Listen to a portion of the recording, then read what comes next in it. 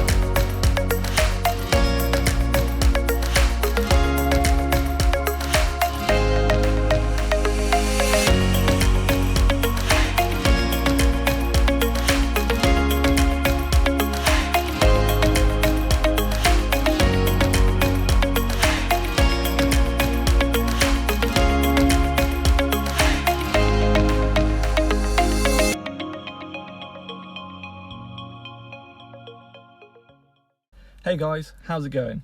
First off, talking about gears, this video is aimed at people with a basic understanding of gears already, and we won't be talking about the intricacies of how gears actually work, just how we use them, which is a lot simpler.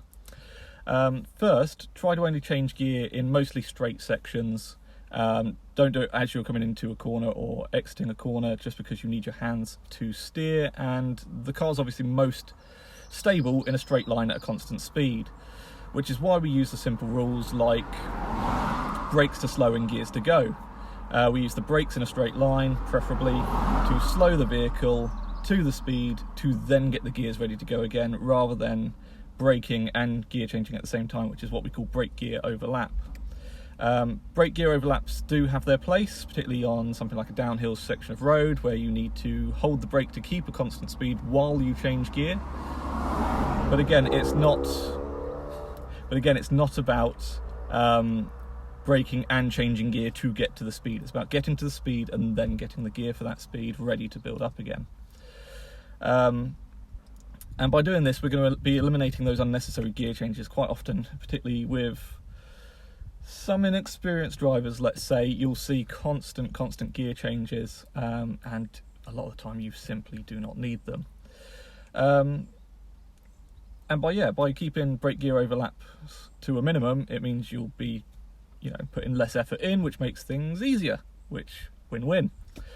And this is the thing about driving, and particularly advanced driving. It's about doing one thing after another, but stringing them together. So you're not doing braking and gear changing, but you're doing braking, then gear changing straight afterwards. You've strung it together so it looks seamless. So let's see how that all works. Let's go take a look at some footage and see how we did. And again, if you have any comments, leave them below. Let's see what we can come up with. Alright, let's go. Okay, same example junction as before, only paying attention to the gears here, so we're going to start to use the brakes to slow. As the brakes drop our revs, clutch goes in to stop the engine from stalling, into first along the straight section, leaving my hands free to steer. Once I'm in position, I can see I'm clear to go, moving on again, up from first into second.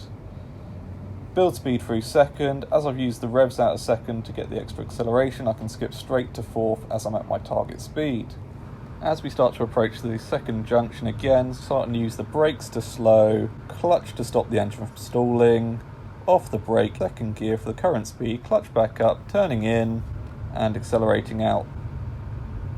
Up through third, into fourth to cruise, keeping a good 30 miles an hour.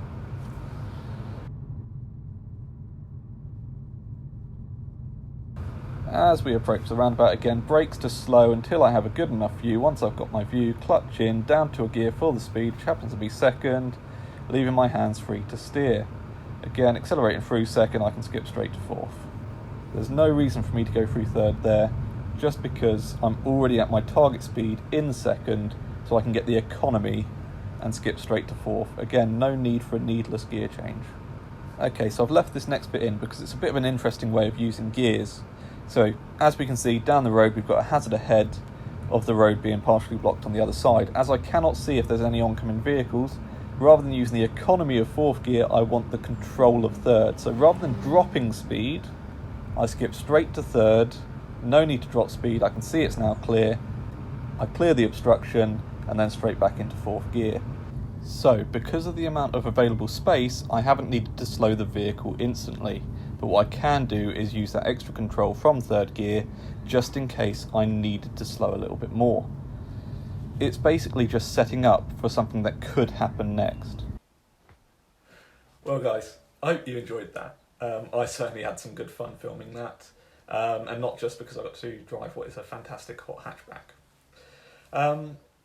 The big takeaway from this though is it's important to remember to leave yourself that time to select the correct gear on the approach, so making sure you get to the speed first and then the time to get the gear, so you're leaving a car length, maybe 2 car lengths, particularly as you're learning. Don't be afraid to have a bit of contingency space as well. You might see I changed and turned in very quickly. I'm very used to driving. I've driven geared cars for almost 10 years now, and it's about the setup. If you know you're going to do it suitably and you can guess what's going to happen next, then I guess if you anticipate what's going to happen next, then you can do stuff like that. But as you're learning, leave a lot more space. Don't be afraid to slow traffic down a little bit. At the end of the day, that can sometimes be safer if you're controlling them rather than letting them control you. Certainly don't want to be going around a corner faster than you're comfortable, so don't let yourself be intimidated by that. Use that space, get the gear change done, and then, commit with it, making sure it's a nice planned approach. And even if you're an experienced driver and you're trying this way because you've been used to braking into corners or changing gear on bends, then still leaves that bit of extra space. The whole idea is you're getting to the right speed to then select the right gear, and then you want your gear before you steer. And it's all about the balance of the car, which incidentally we're talking about in the next episode on acceleration. And let's face it, who doesn't like a bit of acceleration? So if we can learn to balance the car, we can get onto the gas earlier, and jobs are good. So having said all of this, it's just as important in an automatic to leave that space for the car to get into gear, just as it would be in a manual. And so consider, if you are driving an automatic, particularly an internal combustion automatic, because electric cars only have 1 gear generally, internal combustion engines, you're still going to have your 5, 6, 7, 8 gears. Oh God, how many of them have a ridiculous amount of gears these days? So the idea is the car should know what gear it needs to be in, and the only way it's going to know that is because you're giving the input to the speed. So as you're coming up, drop the speed, maintain the same speed for a small section on the approach, 1 to 2 car lengths, just like in a manual, leaving the automatic car a chance to select the gear that's appropriate, using slight acceleration just to keep the stability of the car. Remember, you're not accelerating, you're just on the accelerator to maintain speed and stability. And that should hopefully stop it from changing down a gear or up a gear on the bend, which means, again, it's going to be more and more stable as you come round, which, again, means you're going to be faster on the way out. And having that planned approach is obviously really good, and constant speeds just keep the balance, and the balance is, I can't stress it, guys, it's so important to balance the car properly.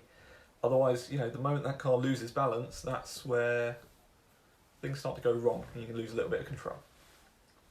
Anyway, thank you for watching this episode. As I say, it was really good fun to film, and I hope you've been enjoying the series, because it's been difficult, but it's been great fun to try and put together, and I hope you're all learning something. So if you are, questions and whatnot, they'll go down there somewhere. If you've enjoyed it, YouTube, yeah, you know what to do. Right, catch you in the next one.